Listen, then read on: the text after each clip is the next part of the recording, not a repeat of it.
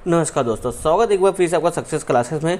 जैसा कि आपको पता है कि हम लोग एस पांडे की बुक कवर कर रहे थे, तो हमने अभी तक जो कि चैप्टर 5 ये हम देख रहे थे।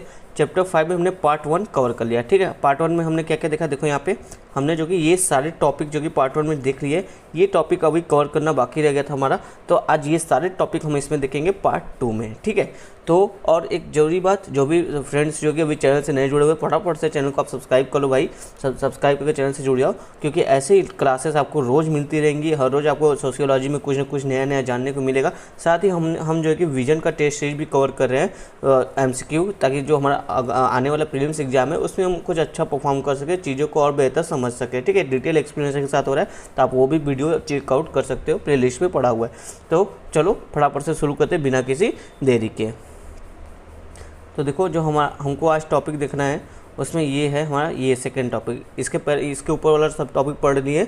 अब हमको जो देखना है वो क्या है, जनजाति विकास से ये टॉपिक देखना है। क्यों, तो जो हमारे यहाँ जो हमारे समाज में ट्राइबल लोग थे, उनके विकास से संबंधित क्या क्या बातें, वो सब यहाँ से हम लोग देखेंगे। देखो यहाँ पे क्या बोला है, स्वतंत्रता प्राप्ति के पश्चात भारत सरकार द्वारा जनजाति विकास हेतु एकीकरण की नीति अपनाई गई, जिसका उद्देश्य था कि जनजातियों को उनकी संस्कृति पहचान को बनाए रखने हेतु स्वतंत्रता देते हुए उनकी राष्ट्रीय विकास की मुख्य धारा में शामिल करना। तो ये तो हमने पिछले ही क्लास में पढ़ा था, वही जो नेहरू जी का मॉडल था उसमें। अब देखो क्या बोला है यहाँ पे, भारतीय जनजातियों का विविधता में एकता बनाए रखते हुए विकास सुनिश्चित किया जा सके। वो जो वही बात है, ताकि उनकी स्वतंत्रता बनी रहे और उनकी जो डाइवर्सिटी वो भारत में बनी रहे, इस तरह का हमको विकास करना चाहिए। वही नेहरू मॉडल की बात करें यहाँ पे। ठीक है, इस संदर्भ में देखो क्या किया जा रहा है, जनजातीय विकास हेतु 2 तरह के प्रयास किए गए। पहला क्या प्रयास था, संवैधानिक प्रयास, मतलब कि हमारे संविधान ने किस तरह से जनजातीय विकास को प्रमोट किया है, किस तरह से उनके विकास को के बारे में बातचीत किया है, वो हम देखेंगे। दूसरा क्या कर रहा है, विकास कार्यक्रम, मतलब जो गवर्नमेंट ने कुछ अपने इनिशिएटिव चलाए हैं जनजातीय समाज के विकास के लिए, उनको मुख्य धारा से जोड़ने के लिए, वो सब चीज़ें की यहाँ पे बात करेंगे। ठीक है, तो 2 तरह से उनके विकास की बात की रही है। एक तो कॉन्स्टिट्यूशन जो उनको मतलब अधिकार या जो भी कह लो चीज़ें प्रोवाइड करता है उसके आधार पे, दूसरा जो कि गवर्नमेंट जो इनिशिएटिव चला रही है उसके आधार पे। तो सबसे पहले हम देखेंगे संवैधानिक प्रयास, हमारे संविधान ने क्या क्या प्रयास किए जनजातियों के विकास के लिए।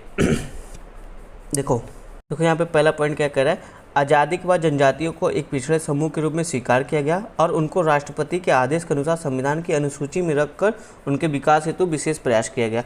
मतलब जो हमारा वही 5th एंड 6th शेड्यूल है, जो राष्ट्रपति द्वारा जो कि उनको इन शेड्यूल में डाला जाता है, मतलब ये एक तरह से जो 5th एंड 6th शेड्यूल है संविधान में दिया गया है, ये मुख्य रूप से जनजातीय विकास के संबंध में ही ये बात करता है। उनकी प्रशासकीय और राजनीतिक जो विकास डेवलपमेंट है उसके बारे में बात करता है। उसी आधार पर जो कि इनको जो कि राष्ट्रपति जो कि इनको जैसी जो जनजातियाँ जितनी पिछड़ी होती है उनको इसमें रखा जाता है उनके डेवलपमेंट के लिए। तो एक तो ये प्रोविजन किया गया 5th और 6th शेड्यूल का। दूसरा देखो, आर्टिकल 15, 16, 19 के द्वारा उन्हें गैर जनजातीय लोगों के समकक्ष लाने और उनके हितों की रक्षा एवं विकास का विशेष प्रावधान किया गया है। ठीक है, मतलब कि रेस्ट्रिक्शन लगाया कि आप कहीं भी, जैसे आप आर्टिकल जो कि बोलता है ना 16 की व्यापार आप कहीं भी कर सकते हो या फिर कहीं भी बसने का राइट आपके पास है। तो इस तरह की बातें होती है कि आप कहीं पे भी घर बना सकते हो या कहीं भी रह सकते हो। तो लेकिन जनजातीय क्षेत्र में कुछ विशेष सेंसिटिव जनजातियां हैं, आप उनके क्षेत्र में आपको उनके क्षेत्र में जाने से रोकने के लिए जो कि राज्य सरकार आप इस पर जो कि कानून बना सकती है।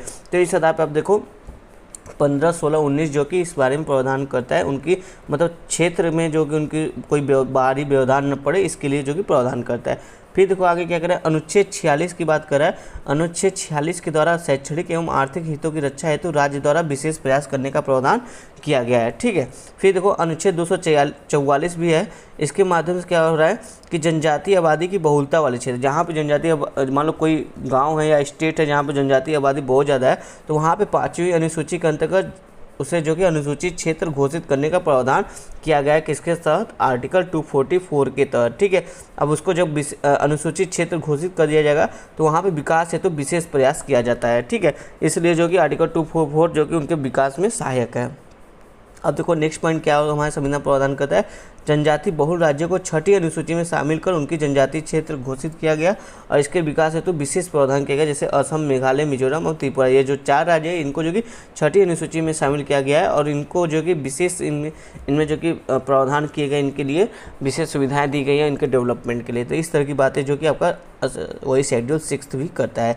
फिर देखो आर्टिकल 164 क्या करता है। आर्टिकल 164 के तहत जनजाति दल राज्यों में जनजाति कल्याण हेतु एक प्रभारी मंत्री का प्रावधान किया गया जो इनकी समस्याओं विकास के संदर्भ में नीति निर्माण कर सके। मतलब कि जो राज्यों में जनजातियों की संख्या ज़्यादा है वहाँ पर जो कि एक जनजाति मंत्रालय का भी गठन किया जाएगा जो इनके विकास से संबंधित या समस्याओं संबंधित जो कि मुद्दों को सामने रखेगा। तो ये आर्टिकल 164 की तरफ के आधार पर बात किया गया है। फिर देखो आर्टिकल 330 और 332 के तहत क्या कहा गया कि जनजातियों के सदस्यों के लिए क्रमशः लोकसभा और विधानसभा में आरक्षण का प्रावधान, मतलब इनके लिए जो कि कुछ सीटें जो कि लोकसभा और विधानसभा में जो कि सीटें आरक्षित होंगी ताकि ये जो कि इनका जो कि राजनीतिक डेवलपमेंट हो सके और भारत की मुख्य धारा में ये जुड़ सके। ठीक है। फिर नेक्स्ट प्रावधान देखो आर्टिकल 335 अनुच्छेद 335 के तहत क्या किया गया, सरकारी सेवाओं में इनको आरक्षण का प्रावधान दिया गया है और लोक सेवाओं में इनकी उपस्थिति सुनिश्चित किया जा सके इसके लिए जो कि इनको सरकारी सेवाओं में भी आरक्षण दिया गया है। ठीक है। और किस तरह से इनका डेवलपमेंट किया जा रहा है, आर्टिकल 338 के द्वारा विशेष अधिकारी को नियुक्ति का प्रावधान किया गया जो जनजातियों के विकास के साथ जनजातियों की समस्याओं का परीक्षण कर उनको दूर करने का प्रयास करेगा। और ये जो अधिकारी को ये अपनी रिपोर्ट किसको देगा, ये राष्ट्रपति को अपनी रिपोर्ट सौंपेगा। फिर देखो आर्टिकल 339 के द्वारा राष्ट्रपति को अनुसूचित क्षेत्रों के प्रशासन का रिपोर्ट लेने के लिए आयोग नियुक्त करने का अधिकार दिया गया। मतलब इससे संबंधित जो प्रशासन है उसमें जो कि प्रशासन कैसा हो रहा है उसके संबंधित जो रिपोर्ट है उसको लेने मतलब वो प्रेसिडेंट को सौंपे, इसके लिए एक आयोग की भी नियुक्ति करने का प्रावधान किया गया है। ठीक है। तो ये बहुत सारे संवैधानिक प्रावधान है जो अब इसके अलावा भी देख लो आर्टिकल 275(1), 3392 आदि के माध्यम से भी अनुसूचित जनजातियों की सुरक्षा एवं विकास को सुनिश्चित किया जा रहा है। ठीक है। तो इस तरह से देखो बहुत सारे संवैधानिक प्रावधान जो कि काफ़ी इंपॉर्टेंट पॉइंट है। अगर जब भी जनजाति संबंधी कोई बात आती है तो अब ये कुछ संवैधानिक प्रावधान जो मुख्य है जैसे उनको लोकसभा में और राज्यों के विधानसभा में जो आरक्षण दिया गया है ये एक इम्पॉर्टेंट देखो पॉइंट है। तो इस तरह की और उनके लिए जो कि एक कमीशन का भी गठन किया गया, मतलब कि उनके लिए जो एक विशेष अधिकारी का गठन किया गया जो उनकी समस्याओं को दूर करेगा, इससे संबंधित प्रावधान किए गए। तो ये सब कुछ मेजर पॉइंट है जो आपको नोट करना चाहिए। ठीक है। अब आगे देखो विकास कार्यक्रमों के माध्यम से प्रयास। अभी तक तो हमने देखा कि संवैधानिक प्रयास कैसे थे, अब देखते हैं कि विकास कार्यक्रम के जो माध्यम के कैसे प्रयास है, मतलब विकास कार्यक्रम जो गवर्नमेंट इनिशिएटिव है उसके प्रयास कैसे रहे। देखिए संवैधानिक प्रावधानों के साथ ही सरकार ने विभिन्न विकास कार्यक्रमों को आत्मसात किया ताकि जनजातीय विकास के लक्ष्य को शीघ्र प्राप्त किया जा सके। ऐसे कुछ कार्यक्रम देखो जैसे 1954 में ग्रामीण सामुदायिक विकास लाया गया था। ठीक है। इसके अंतर्गत जो कि बहुउद्देशीय कार्यक्रम के कारण जो कि समता एवं स्वतंत्रता के मौलिक अधिकार के अंतर्गत जनजातीय परिवारों के लिए 5 वर्षों के लिए आरंभ किया गया। ठीक है। देखो ग्रामीण सामुदायिक विकास जो कि योजना लाई गई थी जिसमें जो कि जनजातीय परिवारों के लिए जो कि 5 वर्ष का एक कार्यक्रम था जो कि बहुउद्देशीय कार्यक्रम था जिससे जो कि इनके अंदर जो स्वतंत्रता है उसको बरकरार किया जाए और इनको जो भारतीय समता का अधिकार है वो इनको प्रोवाइड किया जाए, मतलब उसका जो कि इनको संरक्षण दिया जाए। तो इस तरह की बातें यहाँ पे की गई है। फिर देखो 1957 में इन योजनाओं को आदिवासी विकास खंडों में अल्प गहन मॉडल या गहन विकास मॉडल के द्वारा प्रस्थापित किया गया। ठीक है। नेक्स्ट देखो क्या करें 1961 में ढेबर आयोग। देखिए ये आप लिख लेना क्योंकि ऐसे कमीशन बहुत कम मिलते हैं जो जनजातीय विकास से संबंधित हो, तो एक आप कुछ एक दो मेंशन करोगे तो काफ़ी अच्छा इम्पैक्ट पड़ता है। ठीक है। 1961 में से ढेबर आयोग की सिफारिश पर आदिवासी विकास खंड को विकास के माध्यम की इकाई माना गया और इस योजना में जनजातियों की 40% आबादी को समाहित करते हुए इसको लगभग 500 खंडों में समाहित किया। मतलब ढेबर आयोग ने क्या बोला कि अगर हमें जनजातियों का विकास करना है तो उनको जो कि विभिन्न जो कि एक इकाई के रूप में बांट दो, कई इकाई में बांट दो। तो एक इकाई उनका क्या था, विकास खंड। मान लो जो आदिवासी विकास खंड को विकास के माध्यम की इकाई माना गया। मान लो जैसे ब्लॉक अभी चलता है ना, गांव में पंचायतों में ब्लॉक है, कई सारे ब्लॉक है, उसके आधार पर जो कि पूरा गांव का पंचायत है। तो उसी तरह बोले कि जो कि आप आदिवासी में भी एक विकास खंड को आधार बनाइए, एक इकाई मानिए और प्रत्येक विकास खंड के आधार पर उसकी समस्या के आधार पर जो कि वहाँ की विकास का काम कीजिए। तो ये ढेबर आयोग ने जो कि सजेस्ट किया था। ठीक है। एक और समिति देख लो सिलू आवो समिति की सिफारिश के अनुसार 4 राज्यों में जनजातीय विकास एजेंसियों को प्रारंभिक योजनाओं के रूप में शुरू किया गया था। जनजातीय क्षेत्र, अब देखो एक काफ़ी इंपॉर्टेंट है, जनजातीय क्षेत्र विकास कृषक बल। ये गवर्नमेंट की काफ़ी अच्छी योजना रही थी। 1974 से 1975 द्वारा प्रस्तुत जनजातीय उप योजना कार्यक्रमों को मतलब जिसमें बहुत सारी जनजातियों की योजनाएँ थी जिसको क्या बोला गया, उप योजना कार्यक्रम। इसको जो कि 17 राज्यों में देखो लागू किया गया। काफ़ी बड़े स्तर पर जो कि इस इनिशिएटिव को चलाया गया था। 17 राज्य के साथ साथ 2 संशासित प्रदेश थे, वहाँ पे भी इसको लागू किया गया। और इसमें देखो क्या क्या था, जनजातीय उप योजना कार्यक्रम में देखो कृषि, भूमि सुधार, सिंचाई, खेती व खेती के उन्नत तरीके, भू अभिलेखों को पूरा करने का उच्च प्राथमिकता देना, बागवानी, पशुपालन से संबंधित व्यवसायों के क्षेत्र में उपलब्ध मानव शक्ति का बेहतर उपयोग, ठीक है, रोजगार के अवसर उपलब्ध कराना, स्थानीय रोजगार पर आधारित कुटीर उद्योग का विकास करना, सामाजिक आर्थिक विकास की गति प्रदान के लिए वैधानिक संस्थागत तथा भौतिक क्षेत्रों सहित मूल ढांचे का प्रयास करना। तो ये सब क्षेत्रों में जो कि जनजातीय क्षेत्रों का, जनजातीय लोगों का विकास करने की बात जो है कि आपका इस जनजातीय उपयोजना कार्यक्रम में कहा गया, इस तरह की बात की गई। और इसे देखो 17 राज्यों और 2 केंद्र शासित प्रदेशों में लागू किया, मतलब एक बड़े स्तर पे जो कि इनमें जो कि काफ़ी ज़्यादा जो कि डेवलपमेंट लाने का प्रयास किया गया। उपरोक्त के अलावा शिक्षा, कोचिंग, परीक्षा व पूर्व प्रशिक्षण, पुस्तक बैंक, निःशुल्क छात्रावास, 2007-8 के बजट में विशेष कल्याणकारी प्रावधान, ये सब भी जो कि कुछ इनिशिएटिव गवर्नमेंट के रहे हैं, ठीक है, जिससे उनको अच्छा शिक्षा मिल सके, प्रशिक्षण मिल सके, निःशुल्क जो कि छात्रावास मिल सके। तो इस तरह अभी देखो एक ट्राइफेड संस्था भी है जो इनके यहाँ जो कि जनजाति के जो मार्केटिंग का काम है, जो वन उत्पाद होते हैं उनको जो कि मार्केट तक पहुँचाना, कई बार तो इनके उत्पादों को वैश्विक स्तर तक पहुँचाना, ये सब क्या करता है, ट्राइफेड काम करता है। अभी देखो वन धन योजना भी निकली थी ना, जिसमें क्लस्टर में जो कि जनजातीय क्षेत्रों में 250 लोगों का क्लस्टर बना के जो कि वहाँ का जो प्रोडक्ट है, वन उत्पाद है, उसको जो कि प्रसंस्कृत करके जो कि उसको मार्केट में लाना। तो इस तरह की भी चीज़ें जो कि कुछ करंट की योजनाओं को भी आपको लिखना पड़ेगा। तो इस तरह से जो कि गवर्नमेंट इनके विकास के लिए प्रयासरत है। अब इसका मूल्यांकन करते हैं। जनजातीय विकास हेतु किए गए उपरोक्त प्रयासों के परिणामस्वरूप जनजातीय समुदाय की स्थिति में काफ़ी सुधार हुआ है। जैसे देखो यहाँ पे जनजातीय समुदाय के शिक्षा स्तर में वृद्धि हुई, जैसे मीणा, गारो, खासी। देखो ये जो कुछ जनजातियाँ हैं ना, इन्होंने काफ़ी अच्छा मतलब इन्होंने इनके ऊपर जो कि इन सब विकास योजनाओं का काफ़ी अच्छा प्रभाव है, इन्होंने काफ़ी प्रोग्रेस किया। मीणा हो गया, गारो हो गया, खासी का इन्होंने यहाँ पे देखो शिक्षा का प्रतिशत काफ़ी ऊँचा है। फिर देखो दूसरा क्या करा है और क्या है इसमें, आज विभिन्न जनजातियां आरक्षण का लाभ प्राप्त करके विभिन्न पदों पर कार्य कर रही हैं, जिससे उनकी आर्थिक परिस्थिति तथा सामाजिक स्थिति में सुधार हुआ है। ओके, नेक्स्ट पॉइंट देखो क्या कर रहा है, विभिन्न जनजाति समुदाय के लोगों की राजनीतिक सत्ता में सहभागिता सुनिश्चित हुई है। राजनीतिक सहभागिता से वह अपनी समस्याएं ठीक ढंग से रख पाने और राष्ट्रीय विकास की धारा में स्वयं को जोड़ पाने में सक्षम हुए हैं, ठीक है। फिर देखो नेक्स्ट पॉइंट क्या कर रहा है, जनजातीय समुदाय के लोगों के जीवन स्तर में सुधार हुआ है। आर्थिक समृद्धि एवं राजनीतिक सशक्तिकरण के कारण उनकी जीवन की गुणवत्ता में भी सुधार हुआ है। तो मतलब जो आर्थिक और राजनीतिक समृद्धि उनकी हुई है, उससे उनके जीवन स्तर में भी सुधार हुआ है, ठीक है। वही ऊपर वाला ही पॉइंट एक तरह से कह लो रिपीट कर रहा है।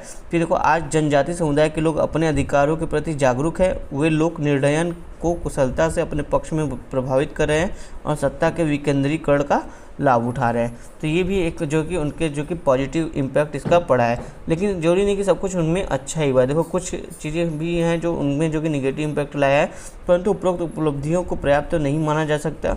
इससे देखो इन उपलब्धियों पर गौर किया जाए तो यह न तो केवल अपेक्षा से बहुत कम है, बल्कि असंतुलित विकास को भी परिलक्षित कर रही है। अब देखो क्या इसका निगेटिव इम्पैक्ट कुछ हुआ, वो यहाँ पे बात किया जा रहा है। पहला पॉइंट देखो यहाँ पे कह रहा है कि आज भी जनजातियों में शिक्षा का स्तर अन्य समूहों की तुलना में बहुत ही निम्न है, ठीक है।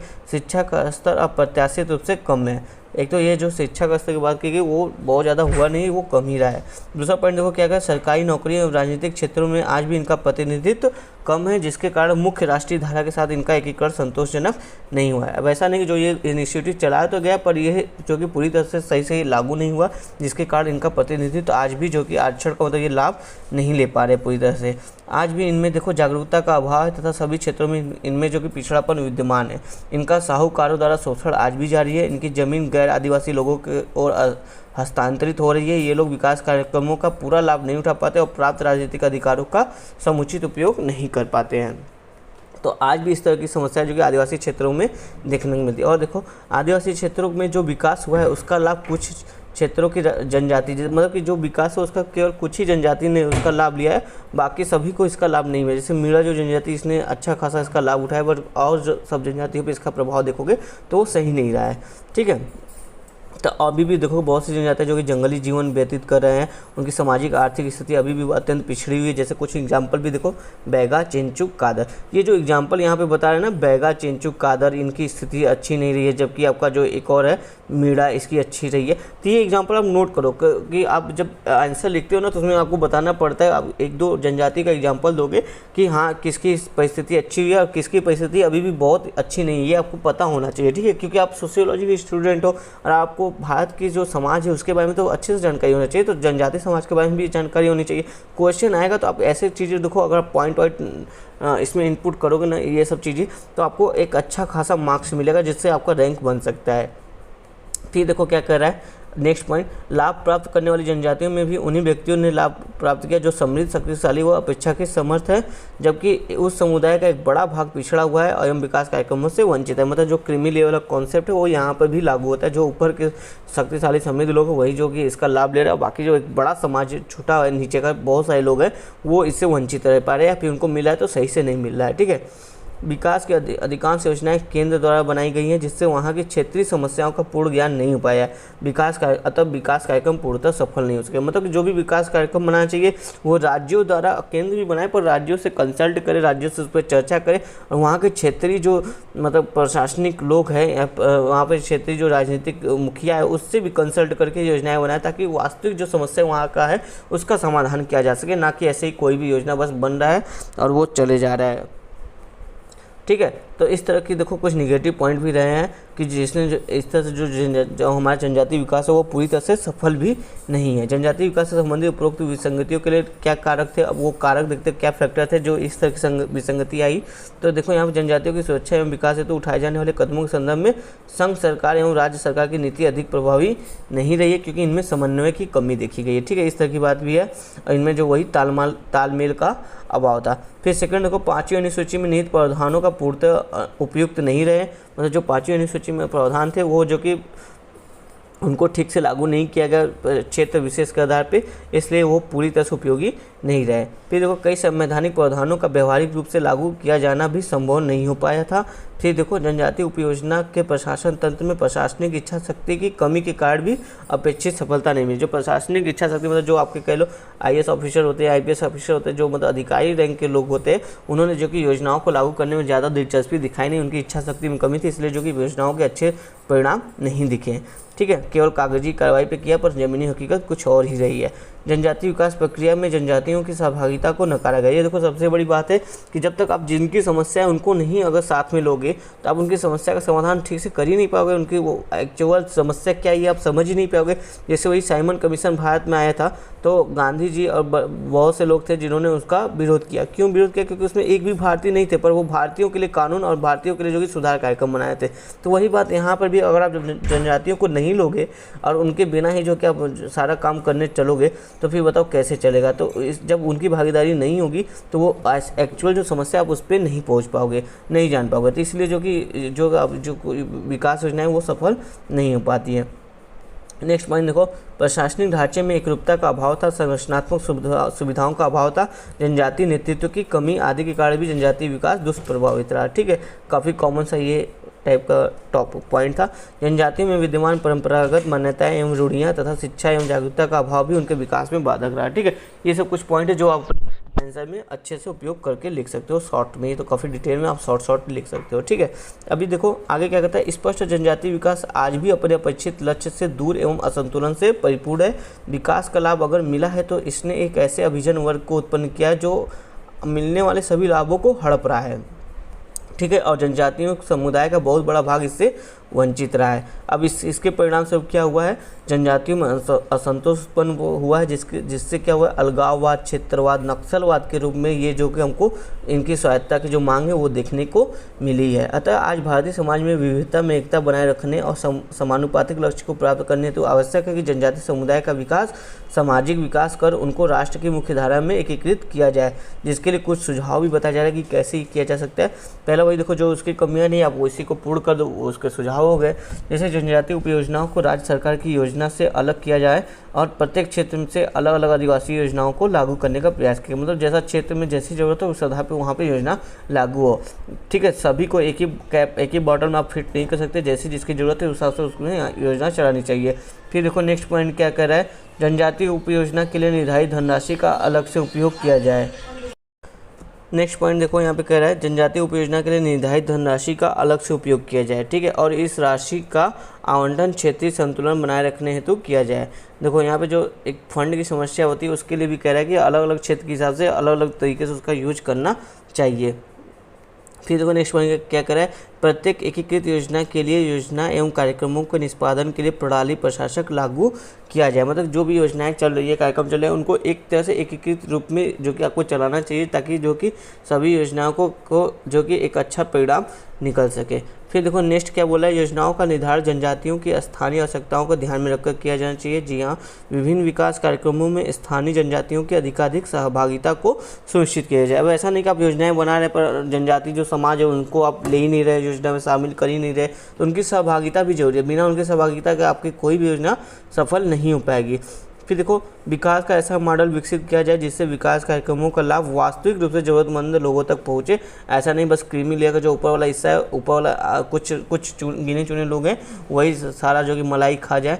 मतलब सारी योजना की जो लाभ है बस उन्हीं तक सीमित है, बाकी जो नीचे बहुत बृहद जनसंख्या है उनके तक जो उनकी ज़रूरत है, जो मतलब ज़रूरतमंद है, ठीक उन्हीं तक जो कि इसकी लाभ पहुँचे। तो ऐसा कुछ हमको प्रावधान करना चाहिए। जैसे देखो आधार कार्ड द्वारा जो कि सबको सब्सिडी देना, ये चीज़ जो थी काफ़ी सही चीज़ें थी। तो इसमें क्या होता था, जो बीच में बिचौलिया होते थे वो लीकेज की जो प्रॉब्लम थी वो उसकी समस्या का समाधान काफ़ी हद तक हो चुका था। तो ऐसे ही कुछ जो कि जनजातीय समाज में भी हमको करने की ज़रूरत है। फिर देखो विकास की प्रक्रिया में स्वयंसेवी संस्थाओं का अधिकाधिक संबंध किया जाए। जी हाँ, जो स्थानीय लोगों के स्तर पर जो स्वयंसेवी संगठन वहाँ पे हैं उनका जो कि सहयोग लिया जाए और उनको प्रशिक्षण देके जो कि जो जनजातीय समाज है उनमें जो मुख्य धारा से जुड़ी हुई विकास धाराएं की प्रशिक्षण दिया जाए और उनको विकास के राह में आगे बढ़ाया जाए। जनजातियों को शिक्षित एवं जागरूक किया जाए ताकि वे सुविधाओं एवं विकास कार्यक्रमों का लाभ उठाने में सक्षम हो। ये तो काफ़ी कॉमन सा पॉइंट है। अब देखो जनजातियों की कुछ सामाजिक समस्या, अभी हमने विकास की बात कर ली, उसके पीछे क्या उसका मूल्यांकन भी देख लिया, उसका कितना प्रभाव सकारात्मक रहा, कितना नकारात्मक रहा। ठीक है, उसके नकारात्मक होने के क्या क्या कारण थे और उसमें क्या सुझाव दे सकते हैं, ये सब बातें हमने यहाँ पे की है। अब देखो जनजातियों की कुछ सामाजिक समस्याएं रही, कौन कौन सी सामाजिक समस्या रही, धर्मांतरण की संबंधित समस्या रही है, अशिक्षा की समस्या रही है, ऋणग्रस्तता की समस्या रही है, स्वास्थ्य की समस्या रही है और भूमि हस्तांतरण की समस्या रही है। देखो ये सारी समस्याएं काफ़ी कॉमन, आप आराम से समझते होंगे, फिर भी हम लोग थोड़ा बहुत इसमें पढ़ेंगे और समझेंगे आगे क्या क्या इसमें दिया हुआ है। ठीक है, चलो देखते हैं अपना टॉपिक। देखो यहाँ पे जनजाति और धर्मांतरण। ठीक है, ये जो बता रहा है क्या समस्या में जो इनकी समस्या थी, पहला समस्या क्या है, धर्मांतरण, मतलब इनको धर्मों का परिवर्तन जो किया जा रहा है उसकी बात कर रहा है। ठीक है, तब चलो देखो यहाँ पे क्या क्या बात किया जा रहा है। भारतीय जनजातियों में धर्मांतरण की प्रक्रिया का संबंध मुख्य रूप से उनके द्वारा ईसाई धर्म ग्रहण करने से है। ठीक है, मतलब ईसाई धर्म के आने से जब ब्रिटिशर शायद उन्होंने ईसाई धर्म का प्रचार प्रसार किया तो उसी से जो कि भारतीय जनजातियों में जो कि धर्मांतरण होने लगा, मतलब कि भारतीय जनजातियों का ईसाईकरण होने लगा। अब देखो ईसाई धर्म क्यों ये लोग अपना रहे थे, अब इसका कारण भी देखो लोग क्या था। ईसाई धर्म की पृष्ठभूमि में सहानुभूति, दया एवं करुणा की भावना के प्रदर्शन के साथ ही भौतिक वस्तुओं के प्रलोभन से ज़्यादा जुड़ी हुई थी। मतलब जो ईसाई धर्म था वो जो कि एक तरह से इनको जो कि सहानुभूति दे रहा था, दया और करुणा की भावना से इनको देख रहा था और इनको जो कि भौतिक वस्तुओं का प्रलोभन भी दे रहा था। तो इसलिए ये लोग जो कि सताए हुए थे, शोषित। तो देखो ये जो जनजातीय वर्ग था ये गैर जनजातियों के संपर्क में आने के बाद जमींदारों, साहूकारों आदि द्वारा जो कि इनका शोषण किया जाता था, जिससे इनमें जो कि आर्थिक विषमता की ओर ढकेले जा रहे थे और इनकी जो संस्कृति थी वो खतरे में पड़ रही थी। तो इस तरह की वजह से जो इन्होंने देखा कि ईसाई धर्म में तो काफ़ी सहानुभूति की बात की जा रही है, दया की बात की जा रही है, करुणा की बात की जा रही है और ये हमें जो कि कुछ अच्छी चीज़ों को भी दे रहे हैं। मतलब इनमें जो देखो ईसाई धर्म जो जब आ रहा था इनमें कन्वर्ट करता, इनमें जो कि शिक्षा की बात कर रहा था, इनको जो कि शैक्षिक रूप से भी जागरूक कर रहा था। तो ये सबको देखते हुए इन्होंने जो कि ईसाई धर्म को अपनाना चाहा। ठीक है, इसलिए ईसाई में काफ़ी ज़्यादा कन्वर्ट होने लगे। अब देखो यहाँ पे क्या करें, आदिवासी क्षेत्रों की दृष्टि से देश का पूर्वी भाग कहाँ कहाँ के लोग ज़्यादा कन्वर्ट हुए, देखो उसकी बात करें। देखो देश का जो पूर्वी भाग था वहाँ पे जो ज़्यादा जनजाति लोग जो ईसाई में कन्वर्ट हुए, झारखंड का जो छोटा नागपुर वाला एरिया वहाँ की जनजाति, बंगाल, उड़ीसा, छत्तीसगढ़ तथा मध्य प्रदेश का जनजाति क्षेत्र ईसाई मिशनरी का केंद्र रहा। और यहाँ पर देखो बहुत से लोगों ने बहुत से लोग जो कि जनजाति से ईसाइयत में कन्वर्ट हो गए। अब तो एक डेटा है, आप इस पर समझ सकते हो। जैसे 1886 में 895 आदिवासी जो कि ईसाई बन गए थे, ठीक है, 1886 लगभग 1900 के आसपास, ठीक है। अब देखो 1950 के आते आते ये 895 संख्या कितनी होगी, 50,000 होगी। मतलब इतने जनजाति लोग जो कि ईसाई में कन्वर्ट हो गए। तो ये क्या था, ईसाई धर्म का प्रचार प्रसार इतना अधिक हुआ, उसमें इतना करुणा की बात कही गई, इस तरह से जनजाति समाज के समक्ष इसको प्रस्तुत किया गया, जैसे उनको लगा कि हमारा निहित, हमारा सब कुछ अच्छाई जो कि इन्हीं धर्म के साथ है, अगर इस धर्म से नहीं जुड़े तो हमारा शोषण जो कि साहूकारों द्वारा, ब्रिटिशर्स द्वारा, मतलब इन सब के द्वारा होता रहेगा। तो इसलिए देखो इतनी तेज़ी से इसकी गति रही है। फिर बोला गया परंतु स्वतंत्रता प्राप्ति के बाद भी इनकी गतिविधियों में कोई कमी नहीं है। तो हमने देखा कि किस तरह से ईसाई धर्म के कारण जो कि इनका धर्मांतरण हुआ है। अब देखो इस धर्मांतरण का कारण क्या था, कुछ मुख्य पॉइंट वही ऊपर जो हमने डिस्कस किया वही बात यहाँ पे कह रहा है कि मिशनरियों द्वारा ईसाई धर्म का प्रसार और जनजातियों हेतु चलाए गए अनेक कल्याणकारी कार्यक्रमों ने जनजातियों के मन में ईसाई धर्म के प्रति भावनात्मक लगाव पैदा किया, ठीक है। दूसरा कारण क्या था, जनजातियों के निम्न अभावग्रस्त एवं समस्याग्रस्त जीवन में ईसाई मिशनरियों द्वारा किए गए सामाजिक कल्याण कार्यों ने भी उन्हें ईसाई धर्म की तरफ आकर्षित किया। मतलब जो उनका जो जीवन में समस्या थी उनको दूर करने का रास्ता किसने दिखाया, उनको ईसाई धर्म ने दिखाया। वाय संपर्क के कारण अपने धर्म और संस्कृति के प्रति हे भावना तथा वाय धर्मों के प्रति श्रेष्ठता की भावना के उद्भव ने भी जनजाति धर्मांतरण को प्रेरित किया। मतलब जनजातियों को लगा कि ये जो बाहर से लोग आए, जो हमको शिक्षा दे रहे हैं, हम हमारे जो विकास कर रहे हैं, ये इनकी मतलब एक तरह से देखो संस्कृति जो कि काफ़ी श्रेष्ठ है और अभी हमारी संस्कृति बहुत कम है। तो इनको स्वयं को लज्जा होने लगी अपनी संस्कृति पर, इसलिए ये इनकी संस्कृति को अपनाने के लिए अपने धर्म को छोड़कर इनके धर्म में जाने लगे थे। एक ये भी कारण था। लेकिन मजूमदार देखो इसका खंडन करते मजूमदार ने छोटा नागपुर झारखंड का एरिया का स्टडी किया और उन्होंने निष्कर्ष दिया कि जहाँ जहाँ जनजाति लोग अधिक जनसंख्या में, मतलब जहाँ जहाँ जनजातियों की संख्या बहुत अधिक है, वहाँ पे जो कि बड़े समूह में रहे, वहाँ उनकी संख्या मजबूत रही है और उनका ईसाई धर्म में परिवर्तन नहीं हुआ है। मतलब जहाँ जहाँ बहुत अधिक संख्या में जनजाति रह रहे हैं, वहाँ पे जो कि इनका ईसाई धर्म में परिवर्तन नहीं हुआ है। जैसे हो जनजाति, ठीक है, इन्होंने छोटा नागपुर क्षेत्र में अध्ययन किया था, जैसे हो जनजाति के अध्ययन। तो ये आप काफ़ी इंपॉर्टेंट पॉइंट है, आप इसको जरूर कोट करिएगा जब भी ऐसा कुछ टॉपिक यहाँ पे आता है तो अपने हिसाब से, ठीक है, धर्मांतरण का ईसाई धर्म से, तो अब जनजातियों में, ठीक है। तो ये जरूर कोट करिएगा मजूमदार की जो स्टडी है। अब देखो इस धर्मांतरण का प्रभाव देखो दो आधार पर हुआ, एक सकारात्मक भी हुआ और दूसरा नकारात्मक प्रभाव हुआ। तो पहले हम सकारात्मक प्रभाव देखते हैं, ठीक है। देखो मिशनरियों द्वारा किया, थोड़ा सा जूम करते हैं देखो यहाँ पे मिशनरियों द्वारा किया जाने वाले धर्मांतरण का लक्ष्य ईसाइयत का प्रचार करना था। भले ही यह वाह्य रूप में मानवता के कल्याण का आदर्श लिए हुए था, लेकिन यह सत्य है कि मानवीय सेवा एवं करुणा की भावना का प्रदर्शन, शैक्षणिक विकास, स्वास्थ्य सेवाओं का प्रसार, विकास के विविध कार्यक्रमों का संचालन, जीवन स्तर में सुधार के प्रयास, जो इन्होंने इतने प्रयास किए, आदिवासी क्षेत्रों की महत्वपूर्ण आवश्यकताएं थी और ये क्रियाकलाप आदिवासी जीवन में निश्चित ही परिवर्तन लाए हैं, ठीक है। इस तरह के जो क्रियाकलाप इन्होंने किए, इन्होंने आदिवासी के जीवन में निश्चित रूप से परिवर्तन लाया है। देखो जैसे शिक्षा के फलस्वरूप इन्हें व्यापक रूप से नौकरियां प्राप्त हुई हैं, खाद बीज सिंचाई आदि की सहायता से इन्हें जो कि विकास की ओर अग्रसर किया है। मतलब ये जो घुमंतु जीवन जीते थे अब इनको कृषि के क्षेत्र में लगा दिया गया। लेकिन कुछ नकारात्मक प्रभाव भी हुए हैं। नकारात्मक प्रभाव देख लो, जैसे ये जो धर्मांतरण का काम हुआ इससे इनके पूरे जीवन शैली पर प्रभाव पड़ा है। जैसे देखो एक पहला जो नकारात्मक प्रभाव ये हुआ कि समुदाय में पहचान का संकट उत्पन्न हो गया। देखो जनजाति वर्ग की एक मुख्य विशेषता ये है कि वो अपने पहचान को संरक्षित करते हैं। वो भले ही कितने लोगों से मिले, कितने समूह से मिले, पर उनका पहचान जो होता है, संस्कृति कल्चर होता है, वो उसको नहीं छोड़ते।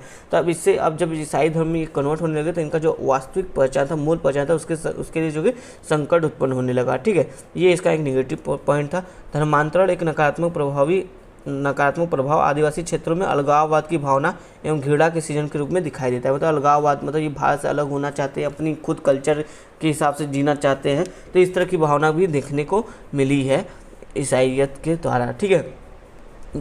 जैसे देखो इसकी कुछ एग्जांपल दिया, जैसे नागा विद्रोह जो कि आपका इसी रूप में देखने को मिलता है, जहां भारतीय संस्कृति से इन लोगों को अलग दिखाकर इनकी भावनाओं को भड़काना मुख्य मुद्दा रहा है। ठीक है, जनजातियों में धर्मांतरण के उद्देश्य को अन्य रूपों में भी देखा जा सकता है। जैसे देखो धर्मांतरण का, जो जनजातियों को धर्मांतरण किया गया उसका एक और उद्देश्य भी रहा। एक देखो काफ़ी प्राचीन घटना की बात कर रहा है कि जब अमेरिका के भूतपूर्व राष्ट्रपति आइजन थे तो उसमें एक पादरी थे। ठीक है, कौन था? पादरी ग्राहम थे। उन्होंने वहाँ के राष्ट्रपति और विदेश मंत्री से अपील की थी। क्या कहा था पादरी ने? ग्राहम ने कहा था, यदि अमेरिका कम्युनिज्म का सामना करना चाहता है, मतलब जो वो रशिया का यूएसएसआर था उसका सामना करना चाहता है, तो उसे संसार के 1 अरब ईसाई बनाने होंगे। मतलब कि देखो ईसाई धर्म का प्रचार प्रसार करना होगा और अधिक से अधिक लोगों को ईसाई धर्म में कन्वर्ट करना पड़ेगा। कितना? लगभग 1 अरब लोगों को ईसाई बनाना होगा। इसके लिए एशिया में भारत में सबसे पहले यह कार्य करना होगा। वहाँ मुख्यतः यह नारा लेकर चलना होगा कि हिंदू धर्म समाप्त कर ईसाई धर्म की स्थापना। इस पुनीत कार्य के लिए भारत में एक आक्रमणकारी पादरी सेना भेजनी होगी और इसमें अमेरिकी जनता तथा सरकार को सहयोग देना होगा। देखो इस तरह की अपील हो रही है कि आपको धर्मांतरण करना, मतलब ये जबरन एक तरह से धर्मांतरण की बात हो रही है, जहाँ पर अपने स्वहित को साधने के लिए कहा जा रहा है। ठीक है, अब देखो कुछ इस तरह एग्जाम्पल आप एस्से वगैरह में लिख सकते हो, काफ़ी अच्छा पॉइंट आपको रहेगा आपके लिए। फिर देखो सच्चिदानंद ने मुंडा एवं उराव जनजाति में संस्कृति परिवर्तन के प्रमुख कारण के रूप में ईसाई धर्मांतरण को स्वीकार किया। मतलब ईसाई धर्मांतरण के कारण जो मुंडा और उराव जनजाति हैं इनमें जो कि संस्कृति परिवर्तन देखने को मिला है। ठीक है, और ये बोलते हैं उनके अनुसार जो ही धर्मांतरण हुआ जनजातियों को उनकी पुरानी प्रथाओं एवं विश्वासों को छोड़ने को कहा गया, उनके त्योहारों एवं विश्वासों को पुनर्व्याख्यात किया गया और वे ईसाई त्यौहार मनाने लगे। तो मतलब उसमें देखो उनके कल्चर में काफ़ी ज़्यादा परिवर्तन हो रहा है। सच्चिदानंद सिन्हा के जो स्टडी थे मुंडा और उराव को लेके, तो ये भी एक इसका निगेटिव पॉइंट के रूप में देखा जा सकता है।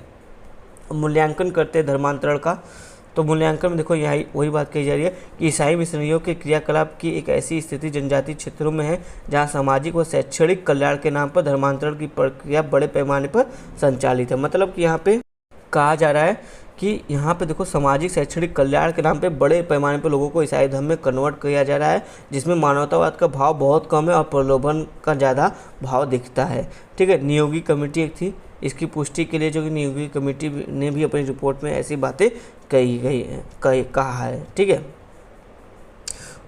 अब देखो यहाँ पे जनजाति और अशिक्षा एक और जो समस्या थी, सेकंड समस्या धर्मांतरण हमने तो देख लिया। अब जो इनकी एक और समस्या जनजाति और अशिक्षा, इसके बारे में हम लोग देखते हैं। अशिक्षा भारतीय जनजातियों की प्रमुख समस्या रही है। 1951 जनजातियों में शिक्षा की दर अत्यंत कम थी और विगत 60 वर्षों में, मतलब अब तो 70 वर्ष के लगभग हो गया, किए गए प्रयासों के बावजूद आज भी 35% मात्र है। मतलब अभी देखोगे उनकी स्टडी तो बहुत होगी, 40 से 45%। ठीक है, मतलब 40-45% लोग ही शिक्षित है, बाकी अभी भी एक मेजोरिटी जो पॉपुलेशन वो अशिक्षित के तौर पर है।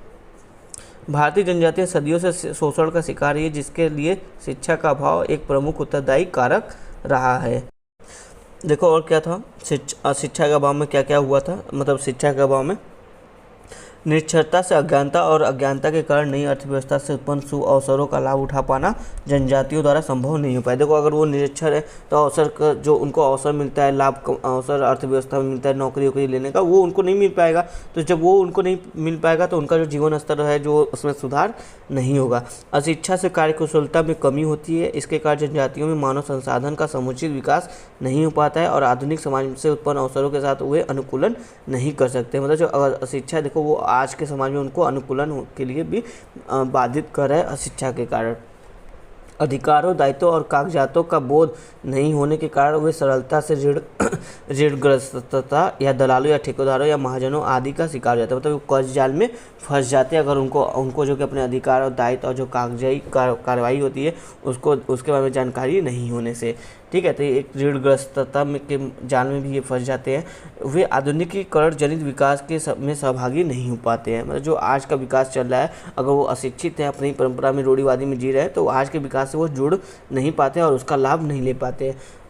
वे वाह्य जगत की अच्छाई एवं बुराई को नहीं जान पाते और न ही अपनी व्यवस्था में मौजूद रूढ़िवादिता के तत्वों के प्रति चैतन्य हो पाते हैं जिससे उनके जीवन में सुधार सके। मतलब जो बाहरी अच्छाई बुराई उसके बारे में वो नहीं जान पाते और जो उनके अंदर उनके संस्कृति में जो रूढ़िवादिता है जो उनको विकास को बाधित करिए वो उसको भी पहचानने में सक्षम नहीं हो पाते हैं। तो इस तरह से जो कि आप देखो अशिक्षा का प्रभाव उनके जीवन पर पड़ रहा है, जो कि काफ़ी गलत बात है, सही नहीं है उनके जीवन के लिए।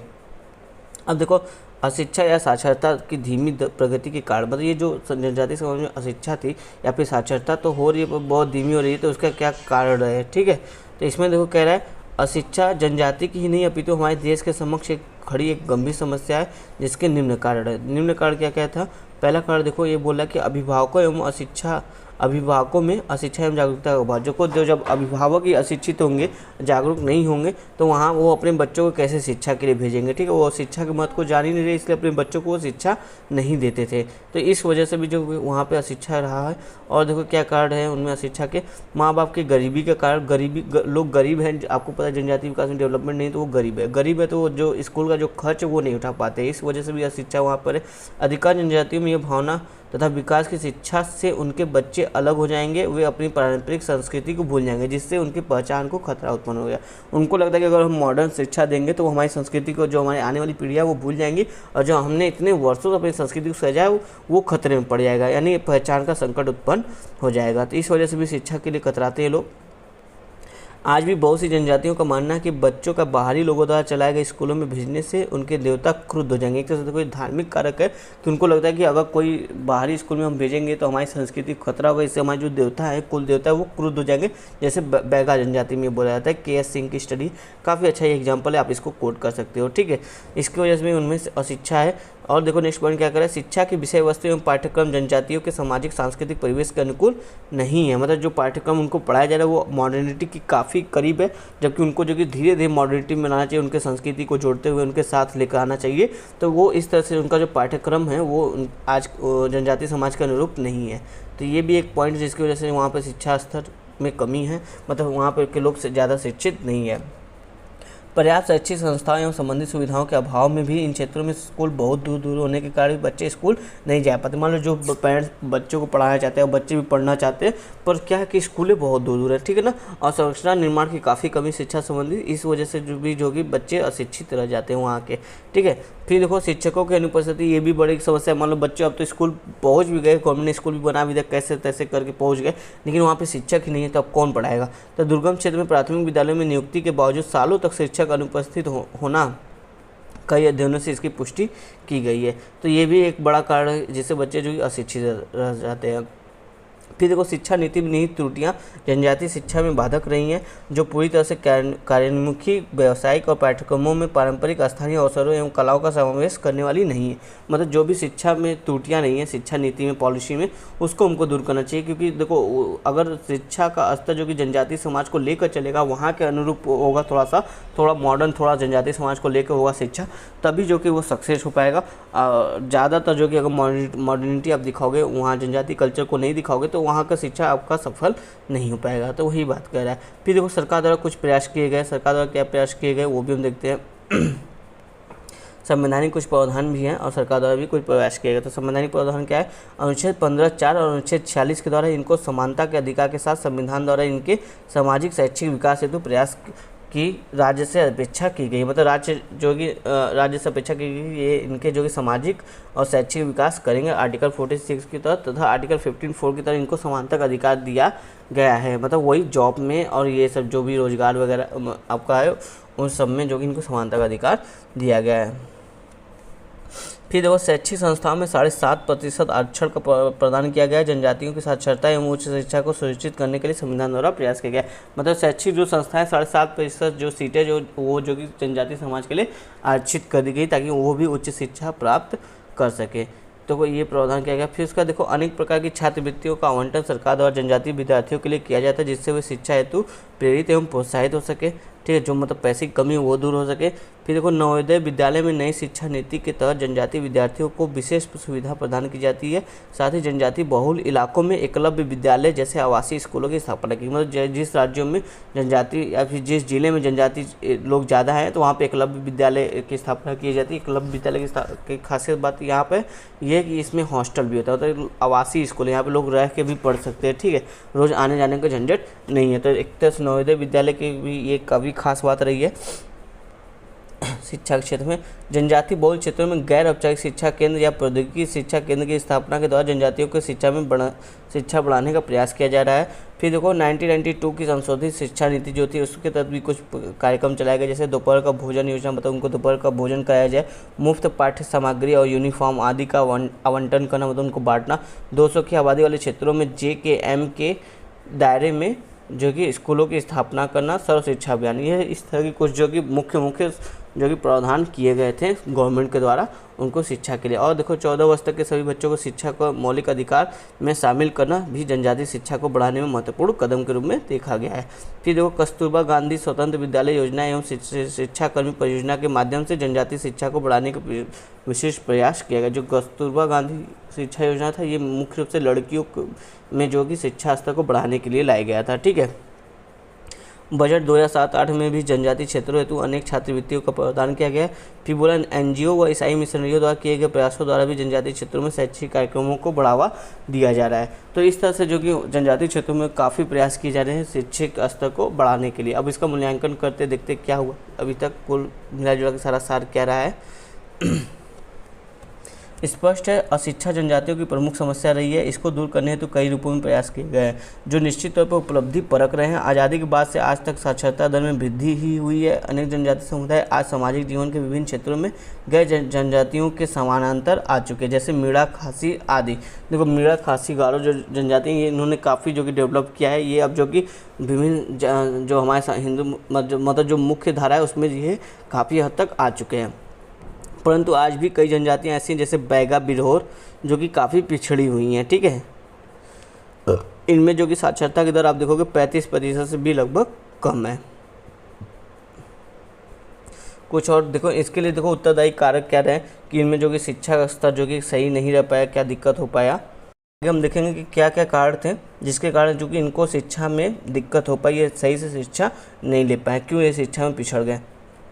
देखो पहला पॉइंट करा जनजातीय संस्कृति एवं उनकी सामाजिक आर्थिक स्थिति उनके शिक्षा प्राप्त के मार्ग में बाधक था। मतलब जो उनका कल्चर था वो उनको जो कि शिक्षा लेने के लिए मतलब मॉडर्न शिक्षा के लिए प्रेरित नहीं करता था। उनको शिक्षा उनकी मातृभाषा में नहीं दी जा सकी। और दरअसल देखो जो भी शिक्षा दी जानी चाहिए जनजाति को उनकी मातृभाषा में अगर आप दोगे तभी वो समझ सकेंगे किसी कॉन्सेप्ट को। ठीक है, अगर आप इंग्लिश हिंदी लैंग्वेज का प्रयोग करके जिसका वो जानते भी नहीं उस लैंग्वेज को, तो इस तरह का प्रयोग करोगे तो वो नहीं समझ पाएंगे वैसे ही। ठीक है, और देखो क्या कारण था, शिक्षकों की अनुपस्थिति एवं उदासीनता तथा औपचारिक पाठ्यक्रम भी उनको इस दिशा में अभिप्रेरित करने में बाधक रहे। शिक्षक की अनुपस्थिति है तो कहाँ से शिक्षा हो पाएगा। ठीक है, और जो शिक्षक उपस्थित वो उदासीन रवैये से मतलब बस जा रहे, कोटा पूरा करे, हाजिरी लगा रहे, चले आ रहे और तनख्वाह लेके बैठ रहे हैं, अपनी ड्यूटी जो कि ठीक से नहीं कर रहे। तो इस तरह की बातें भी आपको जो कि इनके शिक्षा में रुकावट का कारण बना था। विभागीय भ्रष्टाचार प्रदान की गई सुविधाओं को अपेक्षित व्यक्ति तक पहुंचने में बाधक रही है। जो कि विभाग में ही भ्रष्टाचार हो रहा है, पैसे देकर जो कि टीचर जो कि घर बैठे हैं उसको पूरी सैलरी मिले, विभागों में जो कि करप्शन बढ़ा है। इस तरह से जो कि आप देखो जो मुफ्त में जो बुक वगैरह यूनिफॉर्म मिला है, आधा बट रहा है, आधा नहीं बट रहा है, आधा पैसा सब खा पी जा रहे हैं। तो अब जो दोपहर का भोजन है वो भी कहीं कहीं चल रहा है, कहीं कहीं नहीं चल रहा है। तो इस तरह से जो भ्रष्टाचार है उसने भी जो कि शिक्षा की राह में बाधा बनाई है। फिर देखो जनजातीय समुदाय के मलाईधर परत मतलब क्रीमी लेयर का क्या शुद्ध हिंदी अनुवाद किया है, मलाईदार परत। ठीक है, तो ये जो जनजातीय समुदाय में जो क्रीमी लेयर था उसने भी तमाम लाभों को हड़प लिया है और नीचे वाला वर्ग अभी भी जो कि इससे वंचित है। तो इस तरह की चीज़ें जो रही है जो जनजातीय समाज में शिक्षा से उनको दूर रखा है और मुख्य धारा में शामिल नहीं किए हैं। ठीक है, इसके लिए कुछ सुझाव दिए जा रहे हैं। देखो कैसे इसको हम कर सकते हैं, वही जो कमियां आप उसी को पूरा कर दीजिए, वही उसका सुझाव हो गया। ऐसा पाठ्यक्रम हो जो जनजातीय परंपराओं, स्थानीय आवश्यकताओं तथा राष्ट्रीय शिक्षा योजनाओं में संतुलन स्थापित कर सके तथा रुचिकर होने के साथ साथ रोजगार प्रदान कर सके। ठीक है, तो हमें इस तरह का पाठ्यक्रम करना चाहिए। पर्याप्त शैक्षिक संस्थाओं एवं शिक्षकों की व्यवस्था की जाए तथा ऐसे शिक्षकों का चयन किया जाए जिन्हें जनजातीय भाषा का ज्ञान हो, ताकि उन्हें जो लोकल भाषा है उसी भाषा में उनको सिखाया जा सके। शिक्षा के प्रति अभिभावकों में जागरूकता विकसित की जानी चाहिए ताकि वो अपने बच्चों को जो कि शिक्षा के लिए भेजे स्कूल।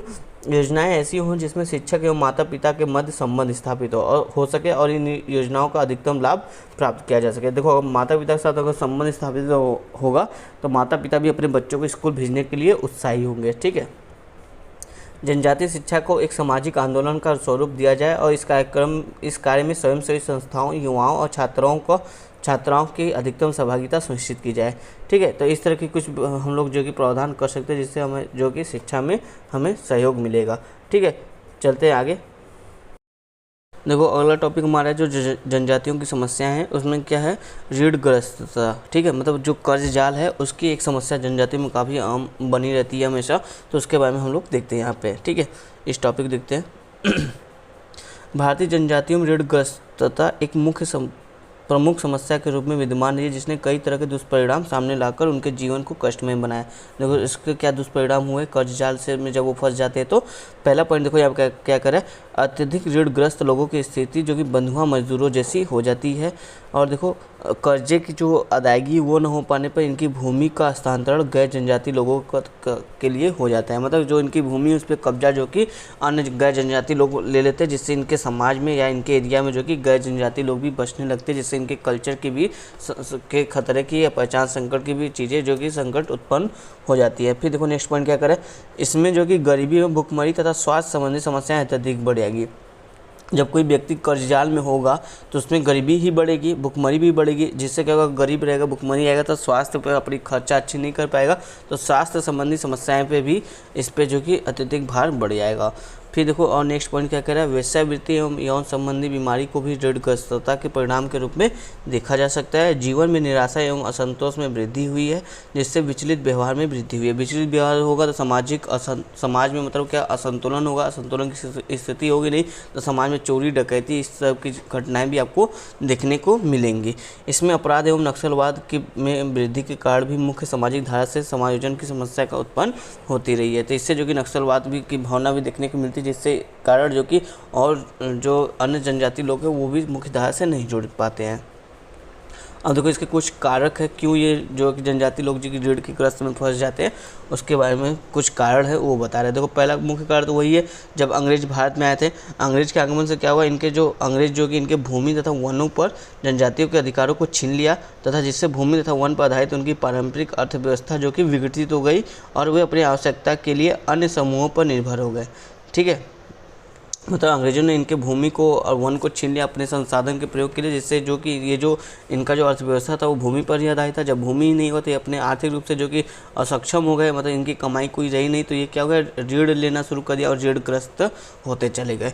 फिर देखो सेकंड क्या करें, परंपरागत खेती और सरल प्रौद्योगिकी के कारण भी जो कि इनका जो कृषि उत्पादन था वो बढ़ नहीं पाया। ठीक है, परंपरागत खेती का जो इनका कृषि क्षेत्र में उत्पादन कम था, जिससे ये स्वयं के उपभोग के लिए भी जो कि पर्याप्त नहीं था, तो ये मार्केट में बेचेंगे कहाँ, कमाएंगे कहाँ, इस तरह की बातें भी था।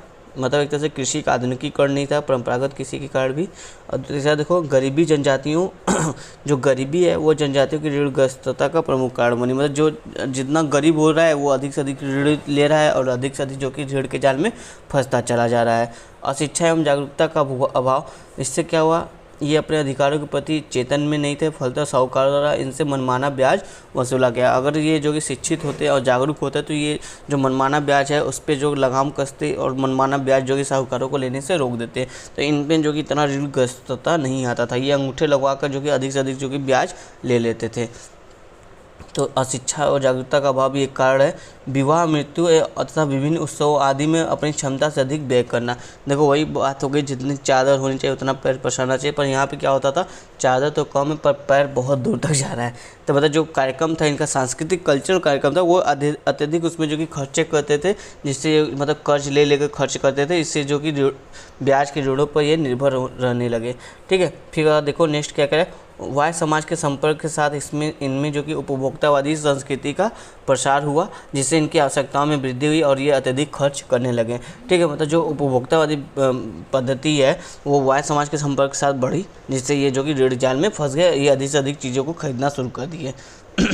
फिर देखो सरकारी ऋण एजेंसियों की अपर्याप्तता, मतलब कि अगर सरकारी ऋण एजेंसी नहीं है, जहाँ पे लोगों को ऋण चाहिए वहाँ पे वो लोग नहीं है, और जहाँ पे है वहाँ पे क्या हो रहा है कि वहाँ उनकी जो कागजी कार्रवाई इतनी कठिन है कि वो इस यहाँ से जो जैसे बैंकों में आज भी देखो बहुत सारे बैंकों में कागजी कार्रवाई लोन लेने के लिए बहुत कठिन है, जिससे लोग इतराते हैं, वो बैंक जाना नहीं पसंद करते, वो सोचते किसी और से कुछ ब्याज पे पैसा ले ले फिर उसको पैसा हम लौटा देंगे। तो इस तरह से भी जो है कि आपका सरकारी ऋण एजेंसियों की कमी तथा जो उनमें जो कि आपका उनमें जो है कि जो ये कठिन कागजी कार्रवाई है उसकी वजह से भी जो कि ये जो कि साहूकारों से पैसा लेने पे मजबूर है। ठीक है, और देखो उचित ब्याज दरों पर ऋण प्रदान कर साहूकार द्वारा शोषण जनजाति समाज की सामान्य घटना हो गई है। मतलब ये देखो उचित ब्याज दर पर जब ऋण देते हैं तो एक तरह से क्या कर रहे हैं, जो साहूकार है वो जनजाति समाज की एक तरह से शोषण कर रहे हैं। ठीक है, तब देखो इस ऋणग्रस्तता के उन्मूलन के लिए कुछ प्रयास भी किए गए। संविधान की 5वीं अनुसूची द्वारा राज्य के राज्यपाल जनजातीय क्षेत्रों में साहूकारों तथा ऋणदाताओं व के व्यवसाय व नियंत्रित करने का अधिकार दिया गया। मतलब जो राज्यपाल है 5वीं अनुसूची के तहत जो साहूकार कितना ऋण देगा कितना ब्याज लेगा उसके लिए जो उनको अधिकार दिया गया है कि वो अधिनियम बना सकते हैं। तो इस पर देखो कई अधिनियम बने, जैसे आंध्र प्रदेश जनजातीय क्षेत्र साहूकार विनियोजन अधिनियम 1963 बनाया गया है, बिहार महाजन लेन देन अधिनियम 1939 है, राजस्थान सागरी प्रथा उन्मूलन अधिनियम 1961 है। उपरोक्त संवैधानिक प्रावधानों प्रयासों के अलावा अनेक विकास कार्यक्रम के माध्यम से भी जनजातियों में व्याप्त इस समस्या के समाधान हेतु प्रयास किए जा रहे हैं। ठीक है, अब मूल्यांकन करते देखते हैं कि क्या हुआ है, क्या कैसा इम्पैक्ट इसका रहा है। ऋणग्रस्त स्पष्ट ऋणग्रस्तता जनजातियों की प्रमुख समस्या रही है और इसके उन्मूलन हेतु कई प्रयास भी किए गए। बावजूद इसके आज भी यह एक प्रमुख समस्या के रूप में जनजातियों से जुड़ी हुई है। ऋणग्रस्तता का स्वरूप शोषणकारी है। इसकी समाप्ति हेतु बने अधिनियमों की उपेक्षा हो रही है और गैर कानूनी रूपों से भूमि हस्तांतरण की प्रक्रिया एवं शोषण के अन्य स्वरूप क्रियाशील है, जिसकी पुष्टि योजना आयोग ने भी 1997 की अपनी एक रिपोर्ट में की थी। मतलब देखो इसमें क्या कि इनको जो कि इनको गैर कानूनी रूप से इनका भूमि को हड़पा जा रहा है, इनका शोषण किया जा रहा है, अधिक से अधिक ब्याज लिया जा रहा है। तो इस तरह की घटनाएं जो कि जारी है, जो कि योजना आयोग ने भी अपनी रिपोर्ट में बताई है। इससे अब आगे देखो जनजातियों की इस स्थिति के लिए आज जो प्रमुख कारण उत्तरदायी हुए हैं। देखो कुछ प्रमुख कारण उत्तरदायी इसके लिए क्या है वो हम बताते हैं। देखो इसमें जो पहला पॉइंट आपसे कह रहा है क्या इसकी जो इनका जो ये स्थिति है उसके लिए क्या कारण है। पहला पॉइंट इसमें बोला है बंधुआ मजदूरी की प्रथा, ये जो देखो कि आज भी चली आ रही है किसी न किसी रूप में, जो कि 5वीं अनुसूची में संरचनात्मक कानूनों का राज्य सरकार द्वारा समुचित प्रयोग नहीं किया जाता है। मतलब जो राज्य सरकारें हैं वो 5वीं अनुसूची में जो बंधुआ मजदूरी को रोकने की बात की गई है उसका जो कि सही से प्रयोग नहीं कर रही है, उस पर मतलब एक तरह से उदासीन रवैया इन्होंने अपनाया है। इस वजह से भी जो कि आपको ये एक कारण दिखता है इनके ऋणग्रस्तता का। फिर देखो दूसरा क्या कर रहा है, राजनीतिक एवं प्रशासनिक इच्छा शक्ति का अभाव है। और फिर क्या नेक्स्ट पॉइंट कर रहा है, अधिकांश लाभों को जो जनजातियों को प्रदत्त अधिकांश लाभों को हड़प लिया जाता है। मतलब जो भ्रष्टाचार की स्थिति है उसको यहाँ पे बताया जा रहा है। फिर सरकारी ऋण संस्थाओं की अपर्याप्तता एवं जटिलता के कारण जनजातीय लोगों की इन तक पहुँच नहीं हो पाती है। देखो जो सरकारी ऋण है जो सरकारी ऋण संस्थाएं वो यहाँ तक है ही नहीं, दूर दराज क्षेत्रों में जनजाति रहते हैं, वहाँ पर जो कि कोई भी बैंकिंग व्यवस्था या छोटे इंस्टीट्यूट बैंकिंग फाइनेंशियल इंस्टीट्यूशन है नहीं जो इनको ऋण दे सके। तो ये इनका जो जहाँ कुछ है भी तो वहाँ पे कागजी कार्रवाई इतना कठिन है कि वो उनको समझ के परे है, तो इसलिए वो जो कि साहूकारों से जो कि ऋण ले लेते हैं। अब फिर देखो नेक्स्ट पॉइंट क्या करें, अशिक्षा गरीबी व बेरोजगारी की विद्यमानता के कारण भी जनजातियाँ सरकारी योजनाओं का लाभ ले पाने में सक्षम नहीं है। तो ये जो अशिक्षा है उनमें गरीबी बेरोजगारी है, इस आधार पर भी ये जो कि सरकारी योजनाएं जो विभिन्न चलती हैं उसके प्रति जागरूक भी नहीं है, तो उसका लाभ कैसे ले पाएंगे। ठीक है, तो ये सब कुछ कमियां बताई जा रही हैं। अतः आवश्यकता है उपरोक्त कमियों को दूर करके जनजातियों को की जो ऋणग्रस्तता की समस्या है उसका उन्मूलन किया जाए। फिर वो क्या कर रहा है इसके लिए कुछ सुझाव दिए जा रहे हैं कि कैसे उनके ऋणग्रस्तता से उनको बाहर निकाला जाए। जनजातियों मतलब वही जो प्रॉब्लम थी आप उसका सलूशन दे दीजिए। जनजातियों का आर्थिक विकास उसमें विद्यमान आर्थिक विषमता को ध्यान में रखते हुए किया जाए।